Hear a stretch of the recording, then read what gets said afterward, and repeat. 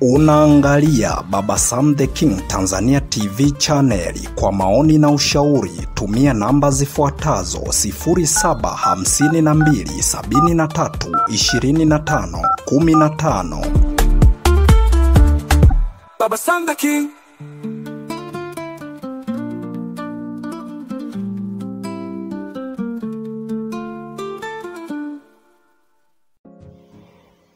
Ahlan wa sahlan wa marhaban bikum, mpenzi msikilizaji wa simulizi za sauti. Karibu tena katika simulizi yetu iitwayo Uvumilivu Wangu. Mtunzi na msimulizi wako ni mimi mwenyewe Hasdi02 Baba Sam the King. Sehemu ya 3 tulipoishia, tuliona Mariamu akiwa amepigiwa simu na Mikidadi. Moja kwa moja akamwambia kwamba aende nyumbani kwake, na Mariamu hakufanya ajizi, alienda moja kwa moja mpaka nyumbani kwa Mikidadi. Na hatimaye Mikidadi akaanza kumpatia ushauri. Akamwambia kwani akitaka ile pesa ambayo aliyompatia asiweze kuijua kwamba, yani asiweze kumtunzia kwamba hiyo itakuwa ni pesa yake, hata kama atakapoenda kuolewa manake ataikuta. Yani ili hayo mawazo Mikidadi asiwe nayo, inatakiwa akubali aende moja kwa moja kuanza kuishi katika hiyo nyumba, kwa sababu haiwezekani aendelee kuishi guesti hali ya kwamba kijana anayempenda yupo na nyumba ambayo amepanga ipo. Haiwezekani. Baada ya kumpatia ushauri huo, tumemuona Mariam moja kwa moja ameenda mpaka pale guesti, akaenda kuchukua vitu vyake moja kwa moja akavileta mpaka kwa Miki na kuanza kuishi na Miki. Lakini Mariam naye akatoa ushauri, kwa nini tuendelee kuishi kama watu ambao hatufahamiani? Mimi na wewe ni mwili mmoja, kwa nini tusilale pamoja? Akaanza kumshauri vitu kama hivyo, kwamba hata kama atapata ujauzito inawezekana ikawa ndiyo mmoja wapo ya kusamehewa kwa mahari. Sasa moja kwa moja twende tukaendelea kumsikia Mariam namna jinsi ambavyo anaendelea kutusimulia. Hii ni sehemu yetu ya 4 ya simulizi yetu inayoitwa Uvumilivu Wangu, inayomhusu binti wa kuitwa Mariam. Mariam anatusimulia, nasema baada ya kumwambia vitu kama hivyo, moja kwa moja alikubali, na hatimaye nikahamisha vitu vyangu kutoka katika kile chumba cha pili nikapeleka moja kwa moja kwenye kile chumba ambacho Miki alikuwa nalala. Moja kwa moja baada ya kufika usiku wa siku hiyo ambayo nilihamishia vitu kule, wakati ninakumbatiwa, yani nijihisi mtu ambaye amepatwa na msisimko mkali sana. Nikashtukia moja kwa moja, nimemwambia sasa huu ni wakati wetu wa kuanza kula burudani. Nataka moja kwa moja nikutoe katika yale mawazo potofu ya watu ambao wanakuambia kwamba kubeba zege, kubeba nini sio kazi nzuri. Moja kwa moja nikupeleke kwenye ulimwengu mwingine kabisa. Kama walikukataa wao, basi mimi nimekukubali. Moja kwa moja siku hiyo kwa kweli tulikula burudani moja matata. Yani sikuamini, na chakuja kushangaa nilikula hiyo burudani yani kwa umahiri zaidi, kwa sababu nilikuwa nimemaliza siku nyingi kweli hiyo burudani siipati. Tangu nimalize form 4, wakati kuna mwalimu mmoja ambaye alikuwa ananifuatilia na mimi nikampenda, nikafikiria huenda huyu ndo atakaye kuwa wa kwangu wa maisha. Kumbe sikujua kwamba hapo nimepotea. Nikamwamini sana. kwa kweli nilimpa burudani ya kutosha. Sasa tangu enzi hizo sikuwahi tena kula burudani mpaka nakuja napata hiyo kazi ya kuuza sabuni. Sikuwahi kuona kabisa yani kwanza nilivyoona tu nimemaliza hatimaye namfuatilia mwalimu ananiambia wewe tayari umeshakuwa mwanafunzi wa mtaani, usinifuatilie. Baada ya kuja kutazama za chini nikiwa namfuatilia chini ingawa nilikuwa naona kama ananikataa, nikakuta tena yuko na binti wa form 4 tena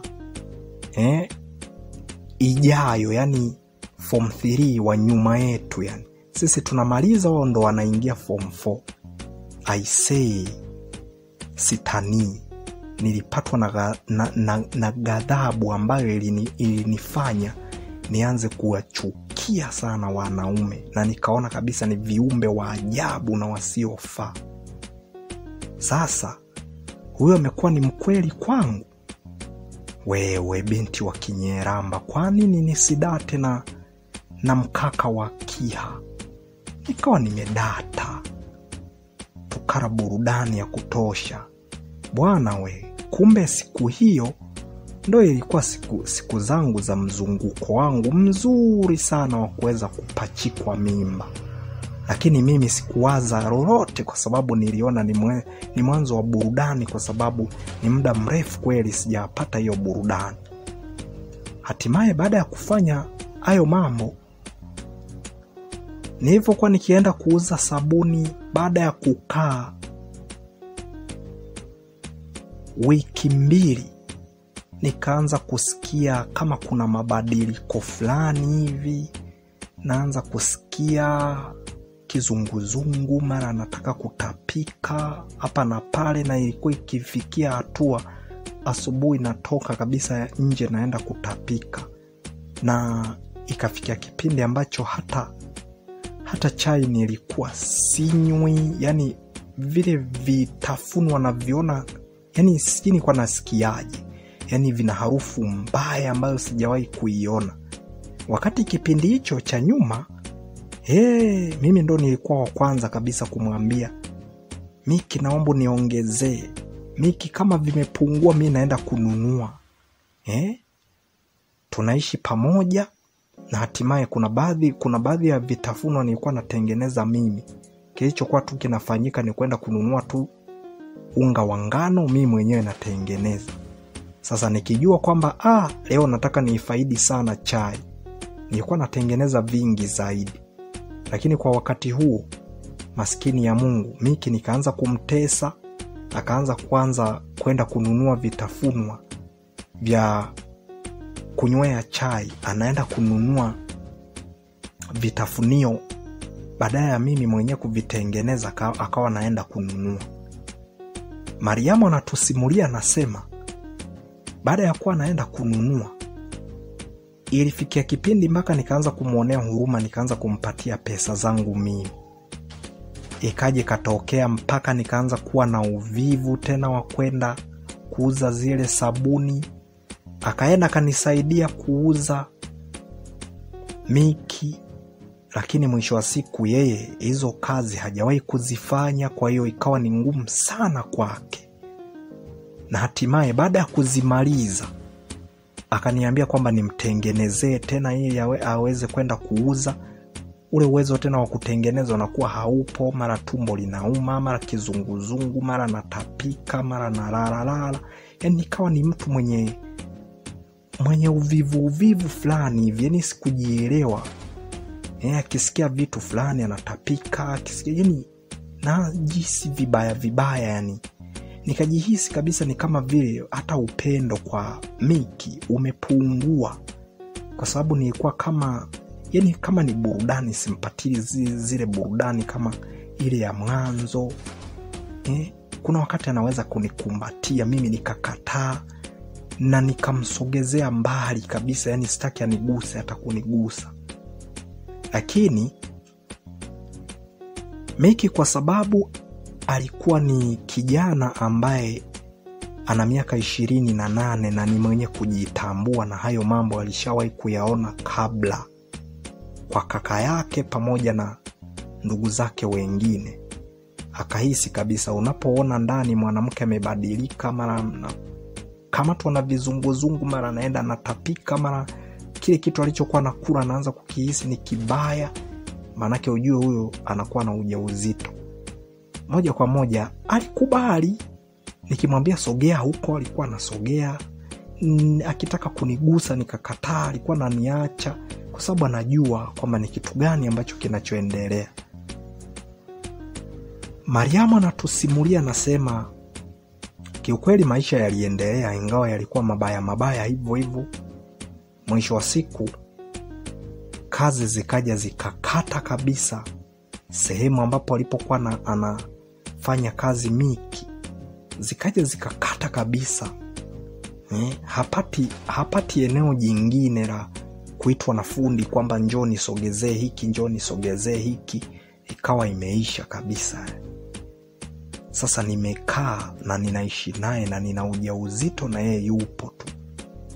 Ananiambia, mama Mariam, kama kuna baadhi ya vitu ambavyo najua kutengeneza, naomba unitengenezee mimi niende nikauze. Tutaishi vipi? Mimi nikamwambia, wewe tulia. Kama Mungu ameshapenda tufe, basi huu ni wakati wetu wa kufa.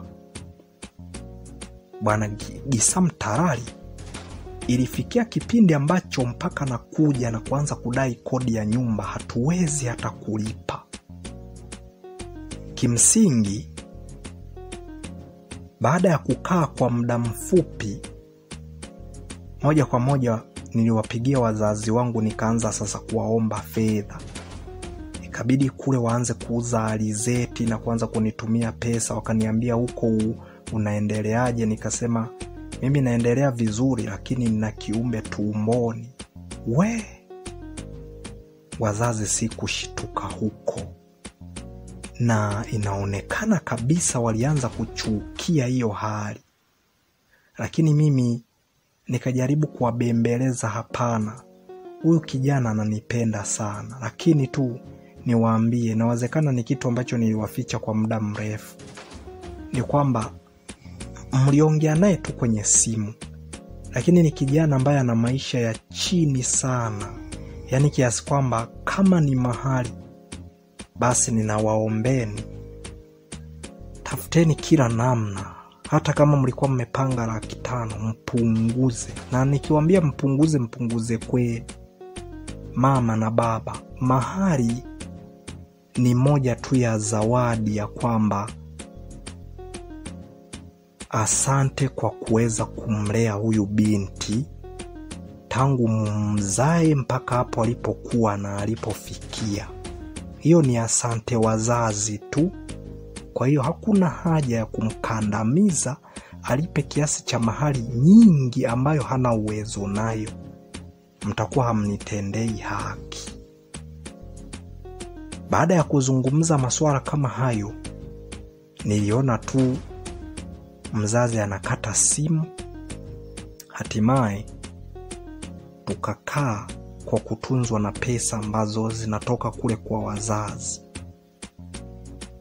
Tukipata ka pesa kakubwa, akituma ka pesa kakubwa, akiniuliza vitu Miki ambavyo naweza kutengeneza, na mtajia vyote na malighafi zote ambazo zinaweza kutengeneza hivyo vitu. Lakini akiwaza kwamba aende kunichukulia, ninamkatalia. Hapo ndipo ambapo Miki alianza moja kulia. Alilia kweli kweli. Lakini licha ya mateso ambayo tuliokuwa tunapitia, na licha ya kwamba niliacha kabisa biashara, wazazi wangu hawakuweza kuacha kunitumia pesa, wala hawakutaka kabisa kunipoteza. Waliendelea kunijali ili waweze kuona mwisho wake itakuwa ni nini.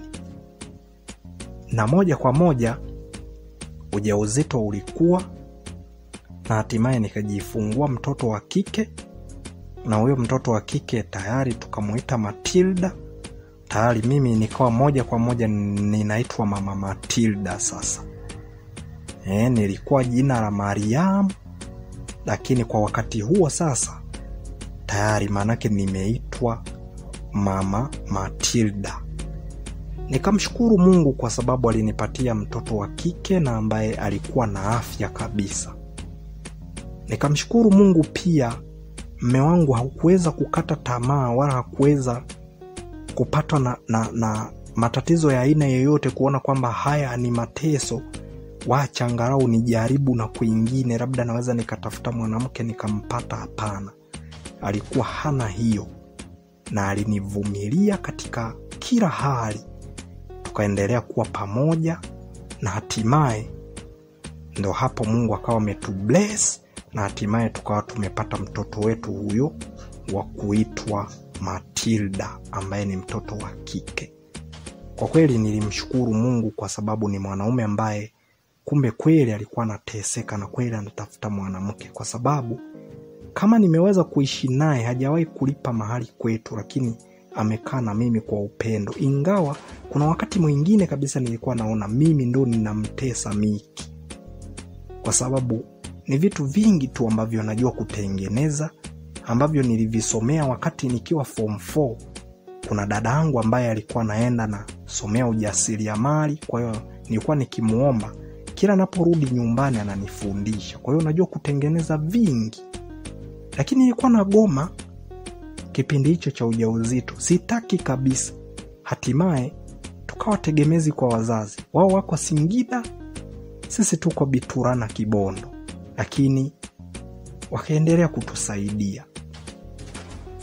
Nilivyokuja kufuatilia historia, nikakuta kwamba walimtupa Mikidadi kwa sababu eti alikuwa ni mtoto ambaye yupo nje ya ndoa. Maanake ni mwanamke ambaye alikuwa ameolewa, hatimaye yupo ndani ya ndoa, kazaa watoto.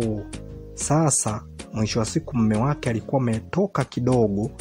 Hatimaye baada ya kutoka kidogo kama miezi miwili, yule mwanamke akachepuka, hatimaye ndo ukao umeingia ule ujauzito wa Mikidadi, na hatimaye ndo akapatikana. Sasa hapo moja kwa moja alivyokuwa tu akamwambia yule mwanaume, akasema huyu mtoto tafuta Msamaria yoyote yule umpatie, nimeshamkuza hapo alipo, angalau amekuwa ni kijana wa miaka 12.